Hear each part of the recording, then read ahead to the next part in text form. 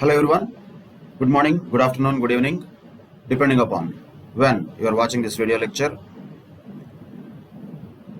In continuation of the discussion related to TDS as part of assessment procedures, let us now focus on advance tax related provisions, also the return of income related provisions in the assessment procedures. First of all, when we look at advance tax, this is the obligation of the SSC himself to pay the income tax that would have been payable by him with an estimated income at the end of each quarter to the government. So once again, this will completely burst all our imagination of so far that assessment will happen after the completion of previous year, then finally tax will be paid. Definitely not, because as we discussed already, assessment is different, payment of tax is different. So TDS is one type of payment mechanism that the government ensures it has a steady flow of income, not suddenly at the end of the year when all the people will pay tax at the same time. But in case of TDS, the obligation is not on the income earner, it was on the deductor, the payer. Now, that is different story altogether.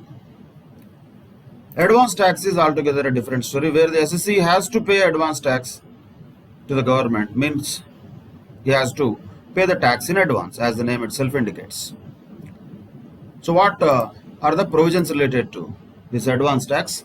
Let us quickly go through them. The tax shall be payable in advance during the financial year itself, in respect of the total income of the SSC which would be chargeable to tax for the assessment year immediately following the previous year or financial year, which would be. So advance tax first of all is calculated on the expected estimated income that the SSC might earn during this financial year, which could be subjected to tax in the assessment year following that financial year. But of course, it is not payable by all. Only in case where the amount of such tax payable by the SSC is 10,000 or more. This number you have to remember. 10,000 or more tax liability. If it is there, then only advance tax obligations will be attracted. If any SSC is supposed to pay a tax of less than 10,000, there is no need to pay advance tax. Not only that, if there is an individual resident in India who has the age of 60 years or more at any time during the previous year and who does not have any PGBP, they are also not liable to pay advance tax. So all the conditions are there. Each of them can be MCQ only, nothing much to calculate here, but still the provisions are definitely important. First of all, if the tax liability of the SSC itself is less than 10,000 rupees, there is no advance tax obligation. If the SSC is an individual resident who is a senior citizen and who does not have any income chargeable under the head of PGBP, they are also not liable to pay any advance tax. Now what you have to remember here in this topic is the due dates and installments. This is the point you have to remember, section 211. So what is the schedule for advance tax? This is what you have to just by heart. This is the law, just have to remember that, nothing else to explain in this. You have to remember the dates and how much percentage of advance tax has to be paid on that date. And this schedule is for corporates also, non-corporates also, but other than those SSCs who have presumptive income. So for people who have presumptive income, they don't need to follow this schedule. For them there is only one date, that is 15th March. only one installment is enough for those people who have presumptive income. But for all others, this is the schedule they have to follow for advance tax payment to the government. Once again, we are talking about payment of tax. Not that this is final, not that the assessment is being done while the income is earned. No. Assessment is done in the year following the previous year only. But payment of tax has to happen as and when the income is earned according to this schedule. So, what are the installment dates? You can just remember them generally, not a difficult thing. 15th June, September, December and March. 4 quarters. On or before 15th of June, September, December and March, the SSC has to pay advance tax. But how much they have to pay? These numbers you have to remember. Not less than 15% of the advance tax liability by 15th June. Not less than 45% of the advance tax liability by 15th September.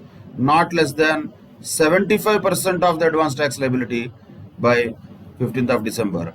And the whole amount means 100% of advance tax liability before 15th of March of the previous year itself. The amounts have to be paid by the SSCs to the government in the form of advance tax. So TDS and advance tax both are mechanisms of payment of tax by payers also, payees also to the government simultaneously as and when they earn the income, to ensure smooth flow of revenue for the central government. But of course, when we calculate this 45% or 75% or 100%, already paid in the earlier installments has to be deducted because this is cumulative. First 15%, that is first installment. Then there is 45% means that is cumulative 45%. 45% of the cumulative advance tax liability minus if at all anything is paid. Then 75% of the advance tax liability minus the amount already is paid. Then 100% of advance tax liability, of course, minus whatever the amount is already paid will have to be paid on different dates, 15th June, September, December and March. Now let us just understand this with an example that will be easier. If we say how this 45%, 15% and all these things can be ensured to be paid. Let us say we have these dates anyway. 15th is common of different dates: June, September, December and March. Right? These are the due dates for advance tax. So how this all system will work? And we know this. By 15th of June they should have paid 15%. By 15th of September they should have paid 45%, then 75%, then 100%. This is advance tax liability, what they say. But 15%, 45% of what? Of the income that they think that annually might be earned in that previous year. That looks very ridiculous, but yes, that's what it is. So by 15th of June, it is financial year we are talking about. Financial year. So understand this way. Financial year starts from 1st of April as we know. So April has passed, May has passed, 15th June means half of the June has passed. By 2.5 months, SC has done some business. Some business he has done, some profit he made, whatever it is, it doesn't matter. From that experience, what the SSC thinks or presumes or forecasts, the entire profit that he might make in that financial year, he has to first of all have a estimation. It is not reality, it is an estimation. Let us say SSC generally estimates that some income is there, possibly going to be earned during this year, and the tax on that income, let us say if the SSC estimates that. For simplicity purposes, let us take a firm so that flat rate we can use rather than again slab rates and all. Let us take a partnership firm is the SSC, and the partnership firm estimates as of now that the profit of this firm for this year might be 2 lakhs rupees. but that's only an estimate end of the day. So let us just take what could be the tax liability on this for the partnership firm. It would be 60,000 rupees, right? And how much amount the partnership firm has to pay now by 15th of June is the 15% of this 60,000, means 9,000 rupees they have to pay by 15th of June. 9,000 rupees they have to pay, and assume that they have paid. So this is estimated income, let us call it estimated income, and this is estimated tax liability, let us call it. So estimated income is 2 lakhs, estimated tax liability is naturally 30% of that is 60,000 rupees. Cess and all, forget about it, just base tax we are talking. So in that 60,000, the SSC is supposed to pay by 15th of June 9,000 rupees. But after that, let us assume he has paid it and done. Okay, by 15th June he has paid 9,000 to government, and again he continued with his business. He has other jobs also other than paying taxes. So he continued with his business June to July, August, September has come. Now he knows more about the business. By now he observes that, he thinks that, no, 2 lakhs is not probably going to be possible. Business is dull. So maybe I might get maximum of say 1,60,000 only as profit is his estimate. Nothing true here, estimate. So what could be the estimated tax liability on this? Naturally, once again, 30% of it will be 48,000. Is he liable to pay 48,000? No, he is only liable to pay 45% of 48,000. But also understand this. Already he has paid 9,000, right? Advance tax. So how much he has to pay on 15th of September? Only 12,600. That's all. Why? Because by 15th September total he should have paid 45% of the estimated tax liability. 45% of 48,000 is 21,600 minus 9,000 is 12,600. That is September story. Then once again he paid this 12,600 and moved on with his business. Fine. Then what happened? September finished, October, November finished, December came. But once again, because of whatever reasons, festive season and all, very good business he has done. And now he is confident that he might make a profit of 2,50,000. Means the firm is probably making a profit of 2,50,000. So once again, the estimated tax liability is different now. It is 75,000. But how much they are supposed to pay by this time? 75,000 into 75%, which means 56,250 is what they are supposed to pay. But they already paid 9,000. Also they already paid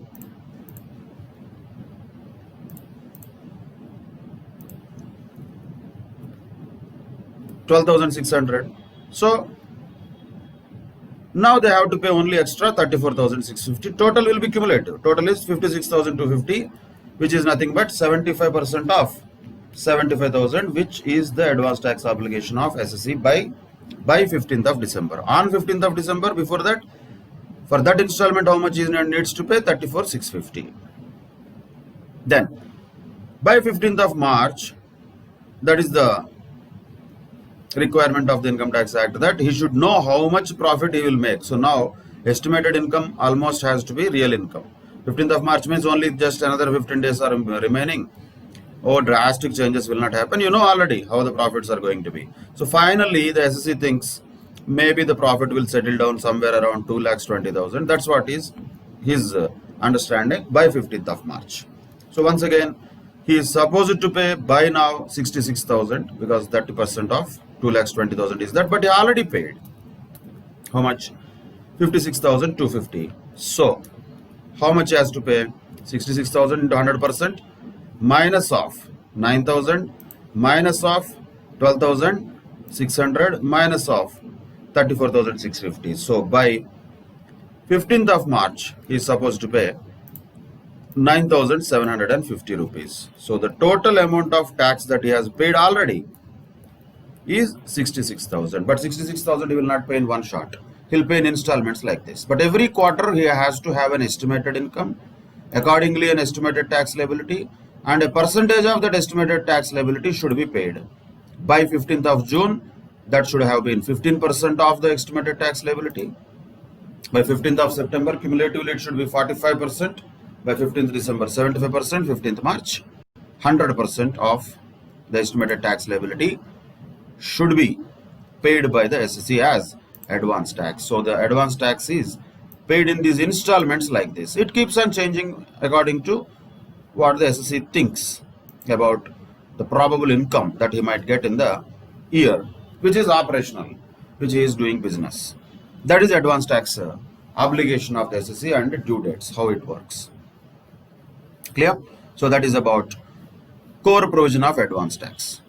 Of course, for the persons who are eligible for presumptive taxation, presumptive basis, those who are under 44 AD or ADA, for them, these all three installments will apply. Only 15th March installment only applies. Means 100% they have to pay only once. For them, installments are not required to be paid on June, September and December.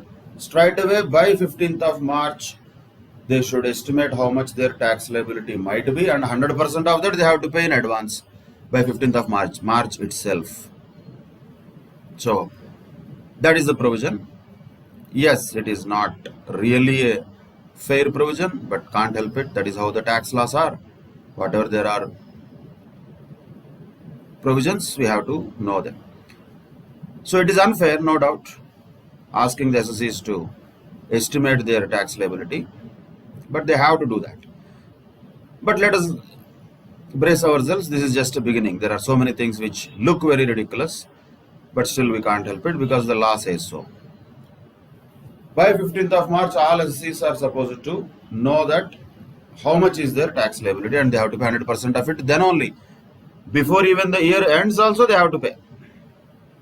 That is the payment part. Assessment is once again different. Don't mix that. Assessment happens according to the entire provisions that we learned so far. That is all one aspect, separate part. Payment of tax is separate part, which happens according to this provisions of TDS and advance tax. But one more small relief is there. If at all any amount of advance tax is paid before 31st March, it will be treated, deemed, as if it is paid during the financial year only. So any advance tax paid before 31st March also is okay.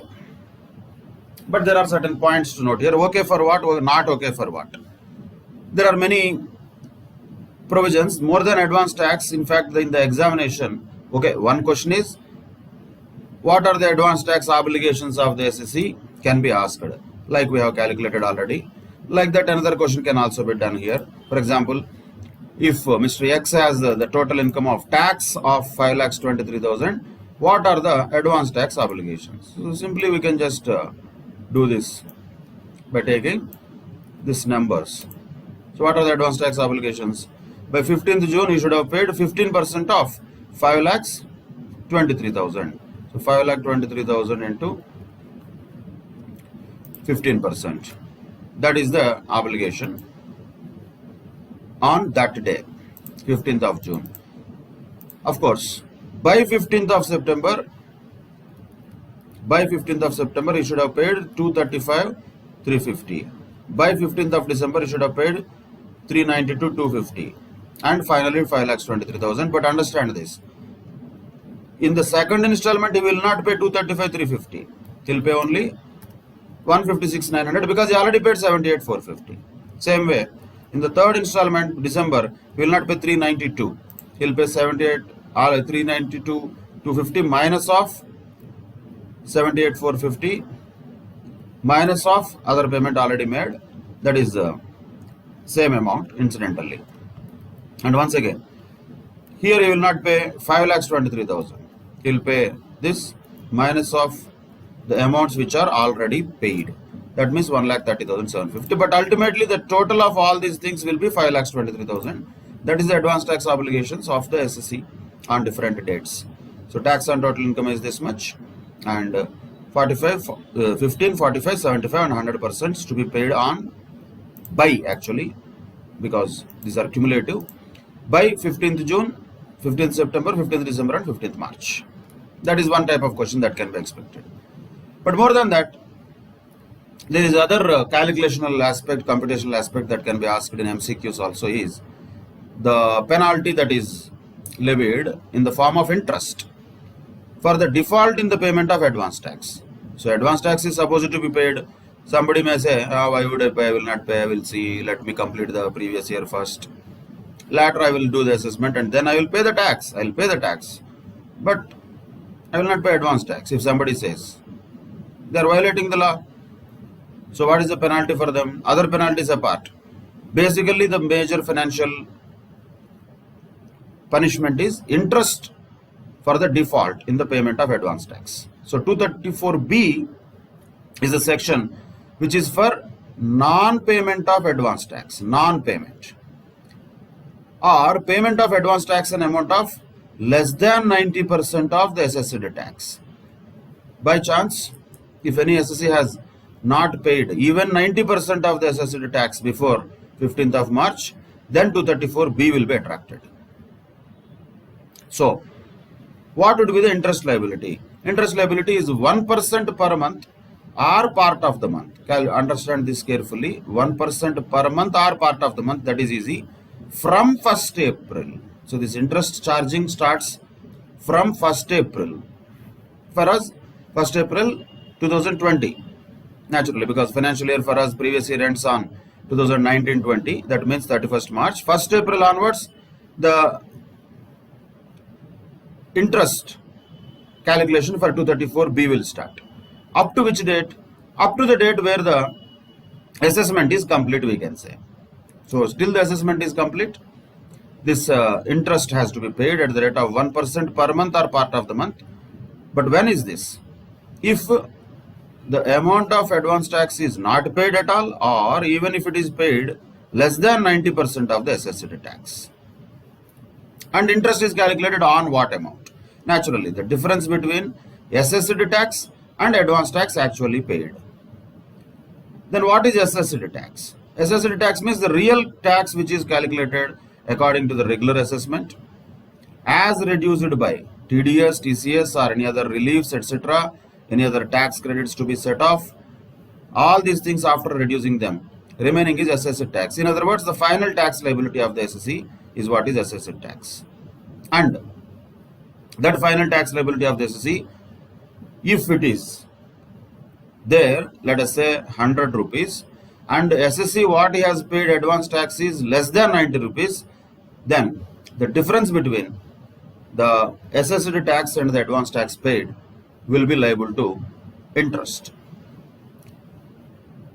And if at all self-assessment tax is paid by the SSC, then interest shall be calculated up to the date of payment of such tax. That's okay. Anyway, end of the year, after doing the entire assessment, a self-assessment tax will be paid by the SSC.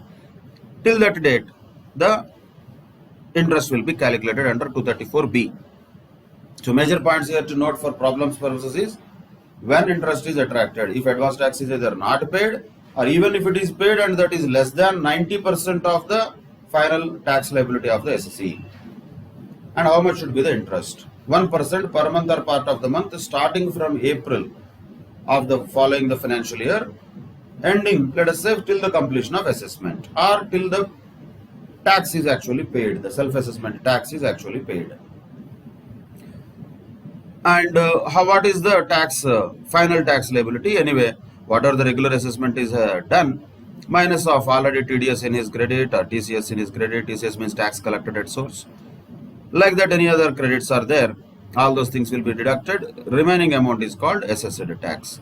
Difference between assessed tax and advance tax is the amount on which the interest has to be calculated, that is 234B.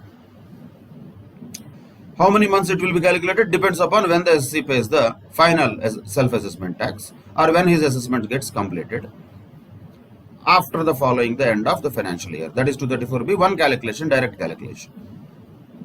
But story is not over. Still there is one more interest for 234C. 234B is anyway there. In addition to that, for the deferment of advance tax also there is a punishment. Means we said SC has to actually pay 15% or 45% or 75% or 100% they have to pay by those dates. We know that, as we just now understood. That is there. But if the SSC has paid anything shorter than this 15%, understand this carefully. He paid 15% on what he thought at that time would be the final income, on that what could be the tax liability, on that he paid 15%. But actual returned income will be different, because by the end of the year the situation will not be same. However, in case this shortfall is there, if the SSE did not even pay, let us say 12% here, this is 12% related to June quarter, for the final 12% of final tax liability, also he did not pay. If there is a shortfall, then for a period of 3 months, simple interest at the rate of 1% per month will have to be paid by the SSE. So this is the most draconian we can say. On one hand, you are telling them estimate the income and pay advance tax. Okay, they are paying somehow. They are paying. Still now what we are saying, okay Baba, you paid fine, but what you paid was 15% of your estimated income, but that is much lesser than the 12% of the real income or real income tax liability. So difference between this 15% and whatever the actual advance tax liability should have been, that will be also liable to interest. Okay, so the point is, for 15th June and 15th September, this 15% and 45% can be replaced with 12% and 36%. If it is at least 12% or 36% of the tax due on the returned income, then he will not be liable to pay interest on the amount of shortfall on those dates. But otherwise directly, not 12%, 36%. These are only conditions. Actually, what is the shortfall? 15% of the tax due on the returned income minus advance tax paid. And there will be shortfall because tax due on the returned income is real income, real tax. Advance tax paid is on the basis of estimated income. Definitely there will be difference. That means definitely there will be interest. For not being able to predict the future properly, that is the excellent penalty our government is putting on our taxpayers. Can't help it, but that's how it is. Same way, another quarter also there will be for 3 months, another quarter also 3 months. But if you observe the last quarter, there is only 1 month calculation. Why? Because it is already March, right? After March, 234B is anyway there. Then 234C doesn't make sense. So that is why for the 3 quarters, the calculation will happen for 3 months. And the last quarter, 1 month, only interest will be calculated. However, if the SSE somehow managed to pay 12% or 36% of the tax due on the returned income, then 234C is not attracted. If not, directly 234C is attracted. So that is the point here. Again, if the SSE did not pay advance tax at all, then definitely we have to find out 15%, 45%, 75% and 100% minus, because it did not pay any advance tax, 0. So on that amount, interest will be calculated on the basis of 3 months, 3 months, 3 months and 1 month at the rate of 1% per month. That is 234C. Then question comes, sir, what about this presumptive income people? Presumptive income people will have only 1 month naturally, because only the last one will be applicable for them. Only this one will be applicable for them.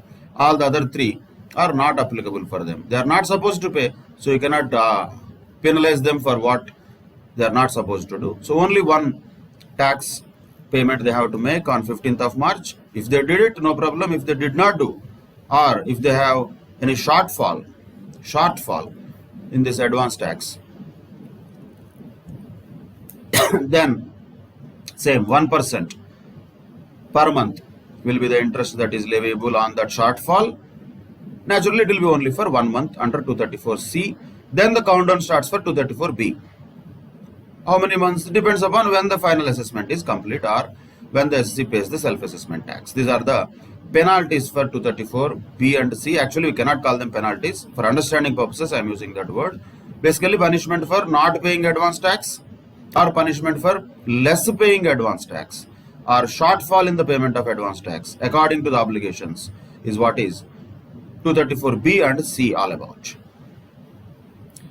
Then naturally question comes, is it not super draconian? What is this? How can anybody understand and imagine that next quarter I will sell some asset and I will get some capital gains? How would I know now? Maybe in somewhere in January somebody got a lottery ticket and you are saying that he has to predict that in August itself. How is it possible?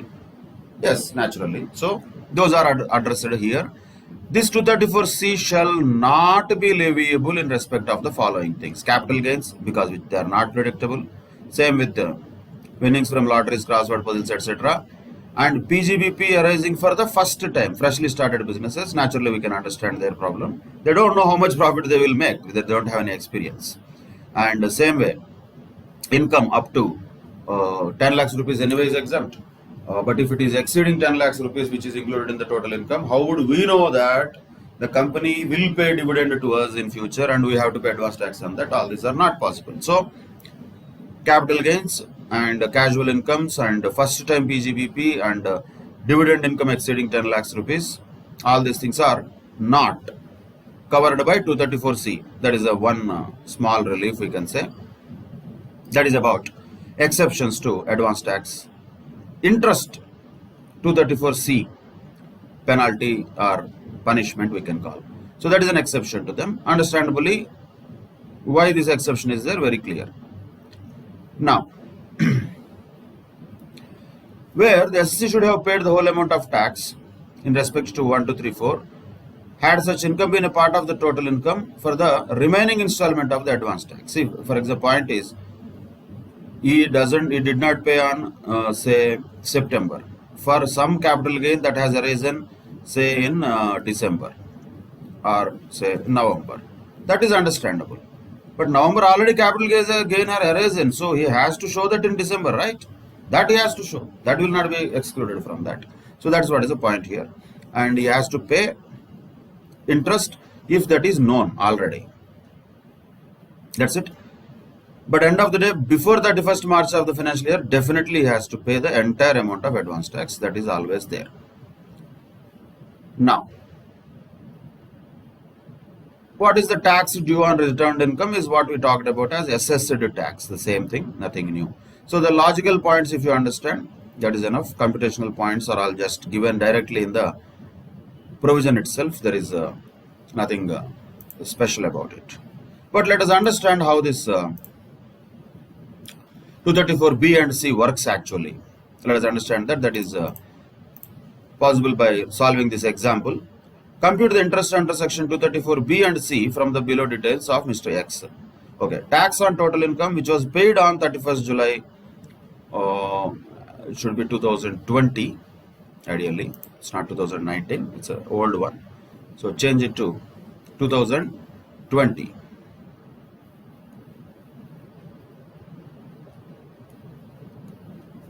Same way here also.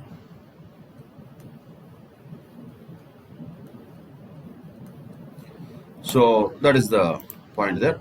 So tax on the total income which was paid on 31st July 2020, which is anyway the due date for filing the return of income. Actually, you filed the return of income also on that date. Very good citizen, paid the tax, everything is fine. What's wrong with this guy? Nothing is wrong. We understand like that. Because he has to pay, he paid, everything is fine. No, sir, no. Because he was supposed to pay advance tax also. He did not pay that. Entire amount he paid one shot in 1,50,000 on 31st July. So definitely there will be advance tax obligation for him that he has to fulfill. Let us see what is this obligation by taking these due dates first. Then we can understand the calculation of interest also later. So what is his total obligation? The tax on the total income was 1,50,000, which means By 15th of July, he should have paid 1,50,000 into 15%, 22,500. He should have paid, but he did not pay that. And 15th of June of what? 2019. Again, here also is important. So we are talking about 2019, 15th June, September also, but this is 2020, 15th March. So here, these are his obligations dates wise. 15% of 1,50,000 he should have paid on that 15th of June, but he did not. Same way, by 15th of September, he should have paid 67,500, he did not. Like that, by 15th of March, he should have paid 1,50,000, but he did not. He did not pay anything. So zero. So there is this 22,500, which is the shortfall itself. Why? Because advance tax obligation is 22,500 minus nothing he paid, zero. That means shortfall itself is the same amount, 22,500. On that, how much interest has to be calculated? 1% per month. 1% per month. Like that, how many months? 3 months. Right? That is 675. That is for what? 1 quarter, sir. 234C we are talking. This is 234C. Then, what about the September to December quarter? By 15th of September, he was supposed to pay 67,500. He did not pay. He did not pay anything. So, once again, for 1% per month, 3 more months. Again, same way for next quarter also. 1% per month, 3 more months. But the last quarter will be only for 1 month. So, these are the interest that he is supposed to pay, 7575. That is the interest that he is supposed to pay under 234C. This is 234C. Then what about 234B? 234B is a straightforward calculation because that is for non-payment of advance tax. 234C is for shortfall in the payment of advance tax. Because he did not pay anything, each quarter, each due date, there was a shortfall. Exactly. The amount of his liability itself is shortfall. So for 3 months, 3 quarters, we can calculate interest. Last quarter, only 1 month interest we can calculate. But 234C is not like that. 234C is what? Whatever the amount of tax that he was supposed to pay, that is 1,50,000 into 1% per month, that is okay. How many months? You have to calculate that.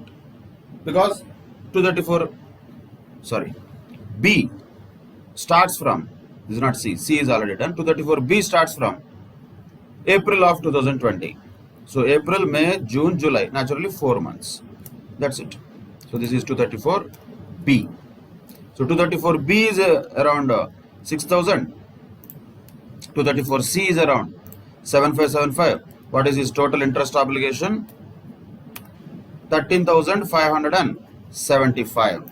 That is his total interest obligation under 234B and 234C.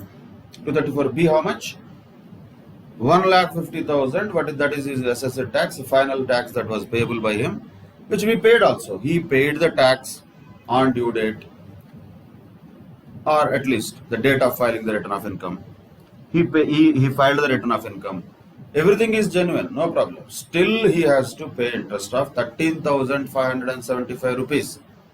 That is 234B and 234C. So 234B is about only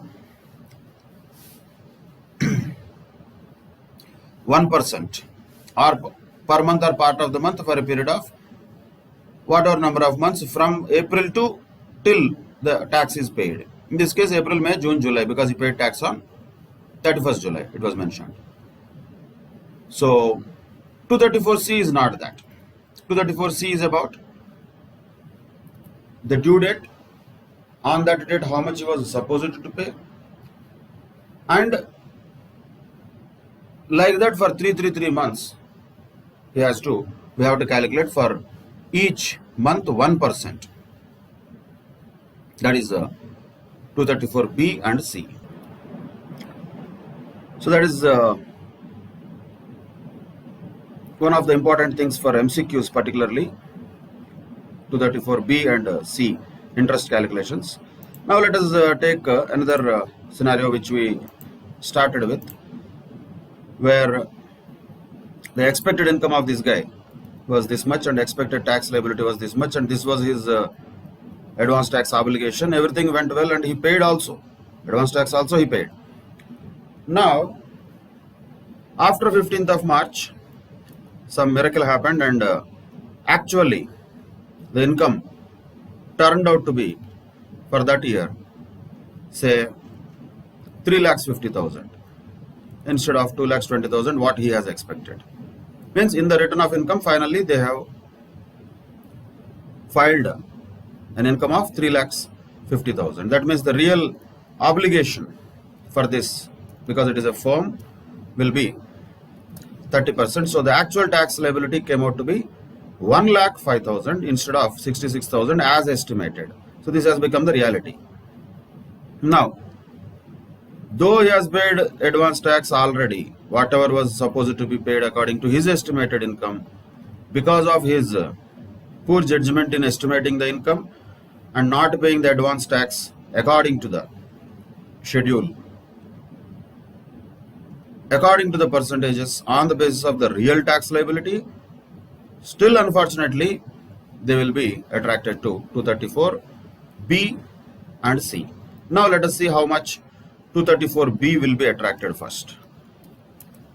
234B will be applicable when? It is applicable when the final payment of the advance tax is less than 90% of the assessed tax. Is it? Let us check. 66,000 is the advance tax, what he paid really, but final payment assessed tax was 1,05,000. So at least 90% if he paid, he would have been safe. No, 94,500 he should have paid, but he paid only 66,000, which means he is liable to interest under 234B. So here, what is the difference between assessed tax and advance tax paid? Assessed tax is 1,05,000, advance tax was 66,000. On this, 1% per month will have to be calculated till they file the return of income or the assessment is complete. That can change, that is a variable thing. So since it is a firm, let us assume they have filed the return of income as usual on 30th of September. So how many months like that? April, May, June, July, August, September. Say 6 months. 6 months. 1% per month on the shortfall amount is the interest that this firm will be liable to pay under 234B. 234C is different. 234C, there is one exception where we have to check whether at least 12% of the final tax he has paid or not. How much is 12% of 1,05,000? 12,600. No, not paid. Only 9,000 paid. Same way. How much is 36% of final tax liability? 37,800. No, they have not paid that much. Only 21,600 they have paid. So that means exception is not applicable. 234C is attracted. What is 234C? So we have to recalculate this 15%, 45, 75 and 100% on the basis of the assessed tax now. So once again we have to calculate on the basis of actuals. So what is the actual amount here? Say 1,05,000 into 15% was supposed to be paid by 15th of June. Same way, 1,05,000 into 45% was supposed to be paid by 15th of September. But that is not the advance tax liability on 15th of September. But we'll check that. 1,05,000 into 75%. Naturally, 1,05,000 into 100% means 1,05,000 only. This is what they should have paid. Should have. But what is the mistake they had? They did not estimate this properly. So they paid lesser advance tax. Shortfall in the advance tax is there. Now let us take the shortfall here. How much is supposed to be the shortfall on each date? Let us take. On this date, 15th of June, 15,750 should have been paid, but they paid only 9,000. So shortfall is 6,750. On or by 15th of September, they should have paid 47,250, but understand this carefully. But they paid 12,600 also, and 9,000 already paid. So shortfall is 25,650. Same way, by 15th of December, they should have paid 78,750, but they paid only this much, which means 22,500 is shortfall. And by 15th of March, they should have paid 1,05,000, but they paid only 66,000 naturally. So the shortfall by that date will be 39,000. So here 234C will be applicable for this for 3 months. 1% for 3 months. Same way, same 3 months, same 3 months. Here shortfall into 1% into 3 months, shortfall into 1% into 3 months. Here shortfall into 1% into 1 month only. That is 390. So here under 234C, the total interest obligation would be 2037. So the total interest that this firm has to pay in spite of genuinely paying advance tax also will be still liable to pay 4377 as interest under 234B and 234C. So that is the way to calculate 234B and C. B is calculated on one amount, whereas C is calculated on each installment. By that time, how much they should have paid, but how much they actually paid. So how much is the advance tax liability according to the assessed tax minus actual amount of advance tax that is paid. That is a shortfall in each case. And on that 1% will be calculated for 3 quarters, 3 months. And last March installment only for 1 month. Because afterwards 234B will start. So 4377 rupees is still they have to pay as interest in spite of following the genuine advance tax installment. So the point here is the assessees have to be careful in assessing or estimating actually their income for the entire year, and accordingly they have to estimate their advance tax liability as these percentages, and they have to pay those things. And if there is a shortfall, there will be 234C. If they do not pay at all, or if there is a shortfall in the end of more than 10%, then 234B also will be applicable. So these are the punishments, we can say, for not paying advance tax or short payment of advance tax. Computation wise, these are the only things that will be required. So you need to remember the dates of advance taxes and percentages which are supposed to be paid. Also you need to remember the percentage of interest that is chargeable under 234B as well as 234C. But 234B will not be applicable if the SC has at least paid 90% of the assessed tax. That's okay. Then no 234B. Same way 234C also. If SC has paid at least 12% or 36% of the assessed tax by 15th of June or 15th of September, then also that is exception. Otherwise, if there is a shortfall will have to be calculated according to the percentage of installment on the assessed tax minus how much advance tax is actually paid by that installment date. And this will be not applicable for the deemed income, or let us say the presumptive income people under 44AD or 44ADA. Only one installment will be applicable for them. Four installments are not there for them. Only one installment is there. That is about 234B and 234C. There is a major one important actually for questions in the exam, particularly MCQs, or even as a special question has been asked also earlier. Now there are other things which are mostly self-explanatory, nothing to explain. But still, this concept of tax collection at source is also important. Generally, the differences between TDS and TCS is a theory question that can be asked. So the point is, sellers of certain goods are required to collect the tax from the buyers. That is what is tax collected at source. In case of TDS, tax deducted at source, the payer of income, payer of money is deducting the tax while paying it to the payee. But here it is not the case. In case of TDS, once again remember that payer is deducting while making a payment to the payee. But here seller is collecting tax from the buyer. Buyer is coming and buying some particular good, just like that. But seller is collecting tax from the buyer. Of course, that will be paid to the government on behalf of the buyer only. But the duty is on whom? The seller.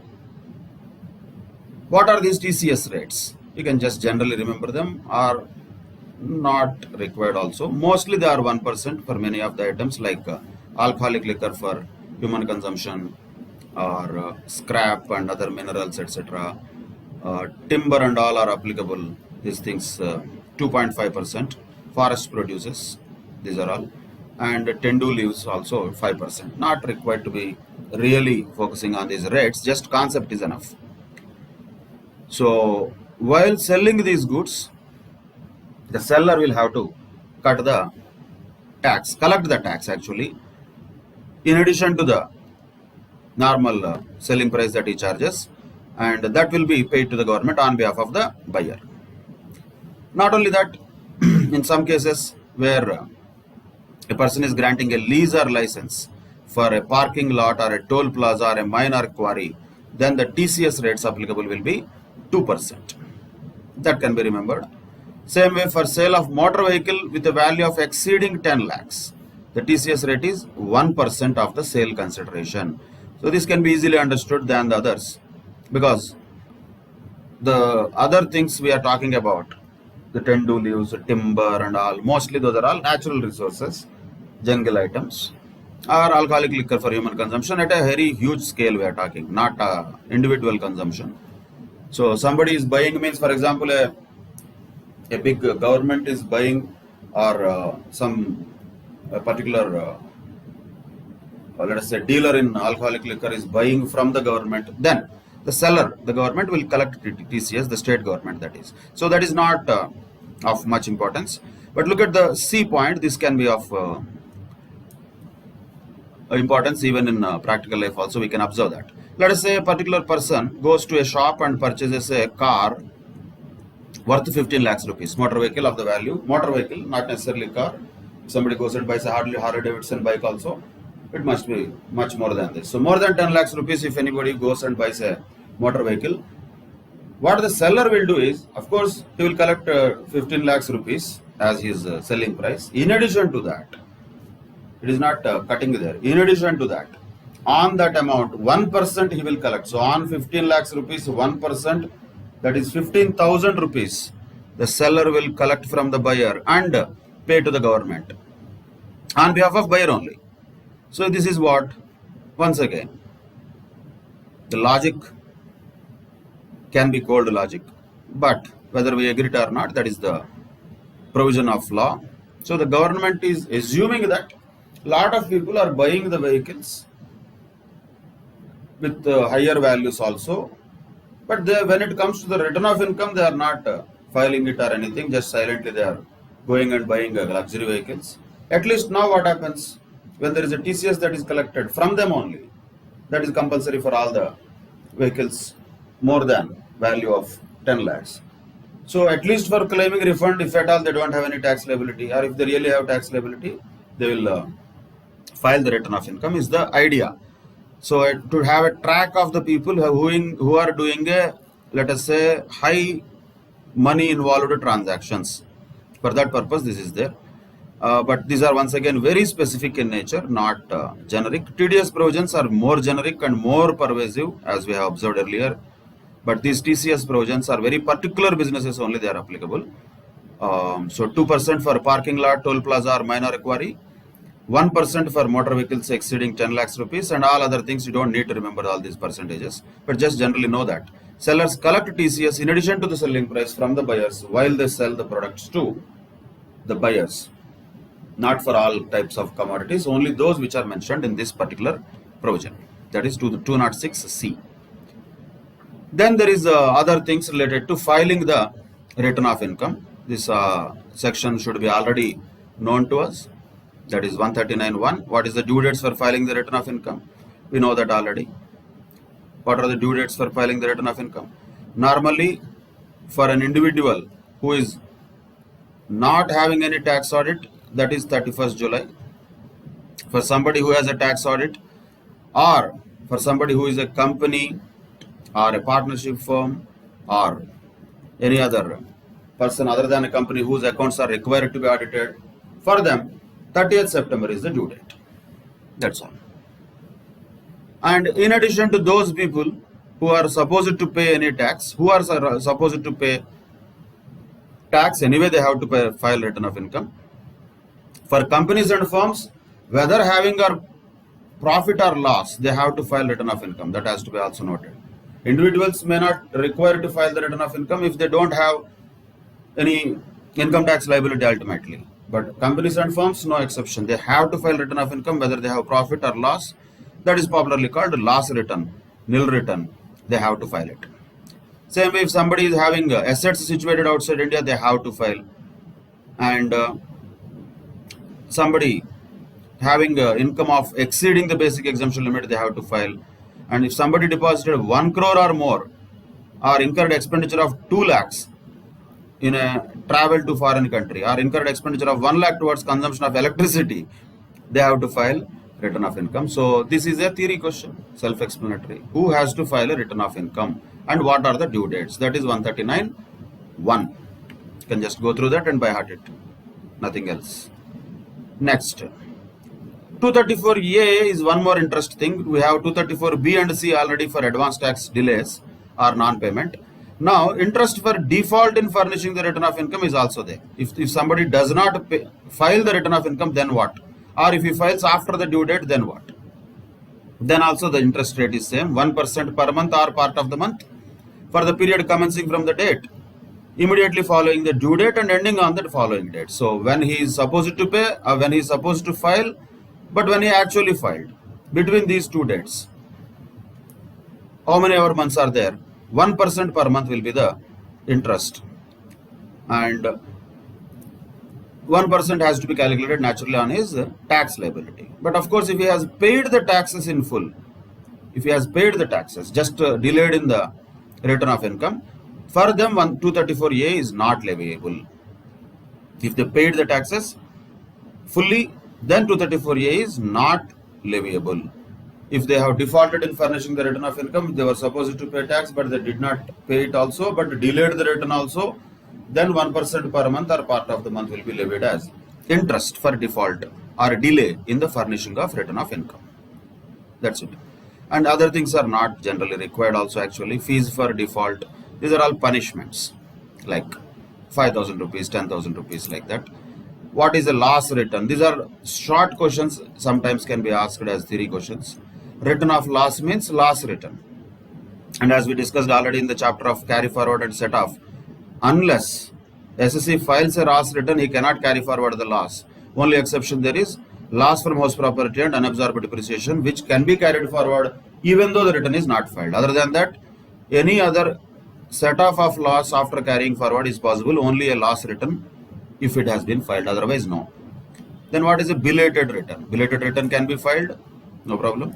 But what time? Before the end of the relevant assessment year. Assessment year, read that carefully. For example, previous year for us is 2019-20. Ideally, for an individual, let us take an example of due date of 31st July 2020. By the way, these are all extended because of Corona. Let us not get into that.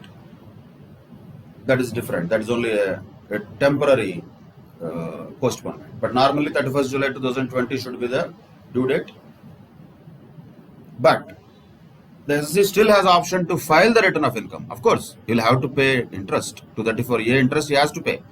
Penalty he has to pay if he doesn't file the return of income before 31st December. So if he files, let us say on 31st March 2021, is that okay? Okay means okay, no problem. Belated return can be filed. But yes, he has to pay a fine of 10,000 rupees because he has filed it after the 31st December of the assessment year.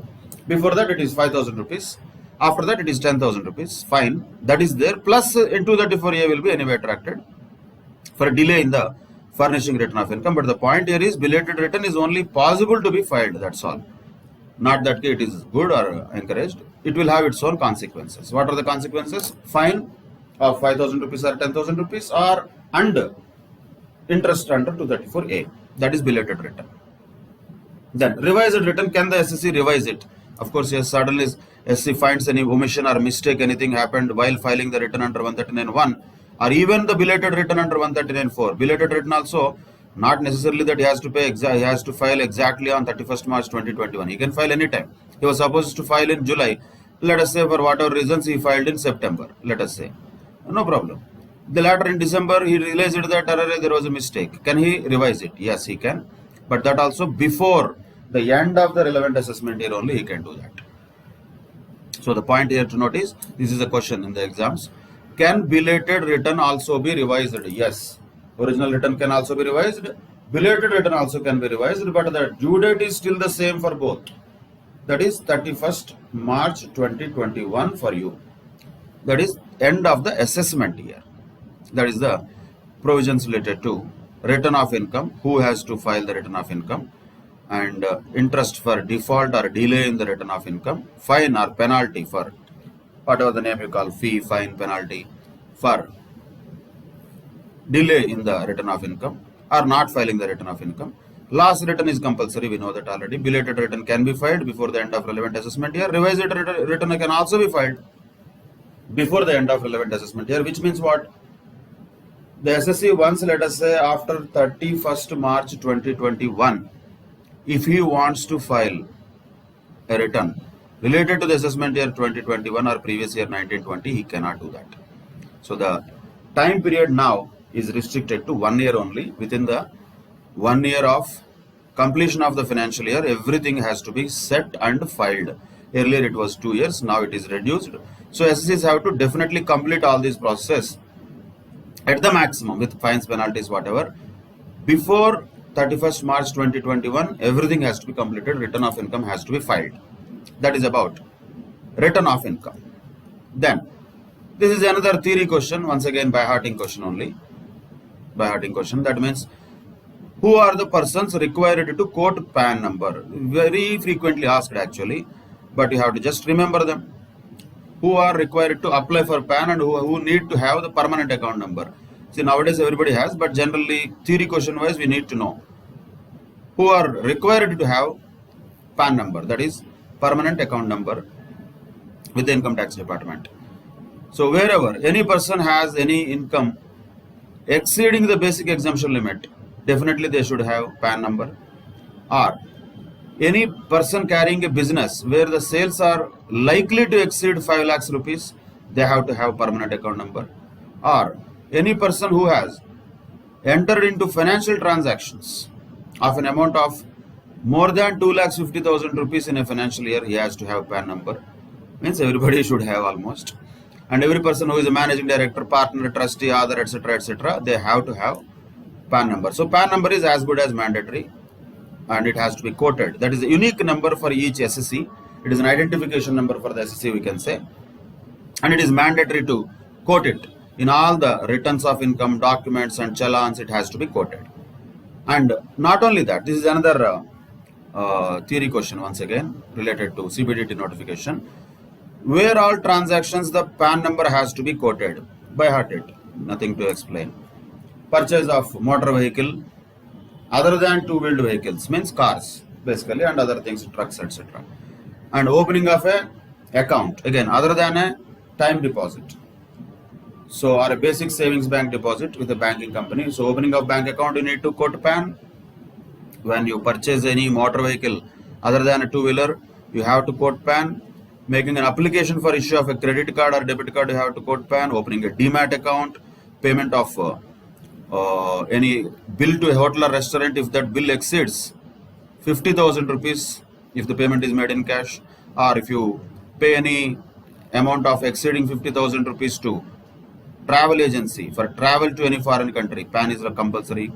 Mutual funds purchase, if anybody wants to do more than amount of 50,000 rupees, PAN is compulsory. So all these things PAN is compulsory. All of them you don't have to remember. At least some of them you remember for theory questions. So like that, wherever 50,000 is a very common number, when any transaction normally done in normal life more than 50,000, PAN is compulsory. That you can just remember on a generic basis. So many things are there. All of them are mostly 50,000 having a limit of that. For sale or purchase of shares which are not listed, that is 1 lakh limit. For sale or purchase of securities other than this is also 1 lakh. Immobile property, if anybody is purchasing or selling more than 10 lakhs rupees stamp valuation, definitely they have to have PAN, otherwise they cannot do that. All these are compulsory. So like this, quoting of PAN number is compulsory. That is 139A. PAN number section is 139A. Two questions are possible. One, who are the persons required to have PAN compulsorily, or when, in which transactions the PAN has to be quoted compulsorily. These two are there. And now there is a latest amendment here, that is 139AA, quoting of Aadhaar number. This was also already asked, so the real relevance of it is gone. But yes, theory question always possible. We cannot deny the fact of any question can be asked from theoretical perspective. So Aadhaar number is compulsory to be quoted by every person on or after 1/7/2017. When they are applying for PAN also, they have to quote the Aadhaar number and they have to link it with the PAN. If they do not have Aadhaar number, the enrollment ID can be also quoted in the application. Right? That is what you have to just quote there about 139AA. Once again, very straightforward guidelines, and basically these are linked. Aadhaar and PAN number are supposed to be linked. And another important question, this is many times asked theory question, is who has to sign the return of income? Okay, the other word used is who has to verify the return of income, means who has to sign actually. This is also very important. Individual cases, who has to sign it? Individual himself has to sign it. But if he is not in India, maybe another person who is duly authorized will sign it. He is mentally not capable. Okay, his guardian will sign it. Maybe it is not possible for other reasons to sign it. Okay, any person duly authorized by him will sign it. So in case of individual, so anybody can sign it according to that. In case of HUF, Karta has to sign it, normally speaking. But if Karta is not in India, then any adult member of the HUF can sign it. Adult member, not the minors. Any other adult member can be signing the return only when Karta is not there. If Karta is there, Karta has to sign the return for HUF. Company, who has to sign it? Managing director, naturally. Or if he is not available, then any director of the company. If the company is non-resident in India, or whoever is having valid power of attorney can sign it. If the company is already in liquidation, then naturally the liquidator has to sign it. If the company is already taken over by the central government, principal officer of the company. These words only you just have to by heart. And in different cases, let us say they are already entering into the insolvency process, resolution process, then the insolvency professional will be able to sign the return of income on behalf of company. Those are authorized persons who can verify the return of income. This is the list of it. Form. Normally the managing partner has to sign it. If he is not available, then any partner can sign it. LLP. Words are important. Designated partner can sign it. If he is not available or mentally incapacitated, any partner can sign it. Local authority. Same words are important. Principal officer. Political party. Chief executive officer of the political party has to sign it. Any other association also. Principal officer has to sign it, or any other member of that association also can sign it. So in general, if nothing is there, that person himself has to sign it, or any other person who is competent to act on his behalf can sign it. These are very generic things. But what you should remember specifically are the words. Individual is not a problem. There are no specific words there. Individual himself will sign it, or somebody who is authorized by him will sign it. But HUF Karta only has to sign it. A question was given once. The return of income by HUF can be signed by any adult member of HUF. True or false? Answer is false. No. It cannot be signed by any other adult member automatically. When Karta is absent from India, when Karta is mentally incapacitated, then only the other adult members can sign it. Otherwise, normally Karta only has to sign it. Same with company also. Basically, managing director has to sign it. If not, then only other director who has power of attorney, liquidator, principal officer, insolvency professional. Those all will come under special circumstances, not normal circumstances. Normally, firm return has to be signed by managing partner. If not, then any other partner, not being a minor, can sign it. LLP, the word used is designated partner. You have to use that only. And if designated partner is not available, then any partner. Local authority, same word you have to use, principal officer. Political party, chief executive officer. This is like a GK. Just a general knowledge question. But yes, question is very important, lot of times asked in exams also. Who is authorized to sign the return of income? That's what is the question. Clear? That is about various assessment procedures. And concluding with the last part, that is self-assessment, which we already discussed. Finally, we compute the tax that is payable according to the entire Income Tax Act, definitely. After considering the tax that is already paid, TDS, TCS already deducted, any relief is there, if at all, any AMT credit is taken, alternative minimum tax, all of them will have to be adjusted. Then we have to calculate interest and fees payable, if any, under 234A, B, C, and if any other penalties of 5,000 rupees or 10,000 for delay in the return of income has to be filed, because of delay in the filing of return of income, all these things, whether it is interest or fees that is payable because of delay in the furnishing the return of income or default or delay in the payment of advance tax, all these things have to be done before the self-assessment. So the normal assessment that the SC will do by taking all the things, residential status, heads of income, set of carry forward, every process entirely done, gross total income minus deductions, total income, fine. On total income, calculate tax liability according to tax rates, fine. Then deduct whatever the tax he has already paid in the form of advance tax. Already somebody has deducted on his behalf in the form of TDS or TCS. Or any reliefs are there, any AMT credit can be taken. After all these calculations, finally the SC has to file the return of income called as the self-assessment, and final tax amount that SC has to pay will be after considering all these interest and other fees and penalties also, if at all.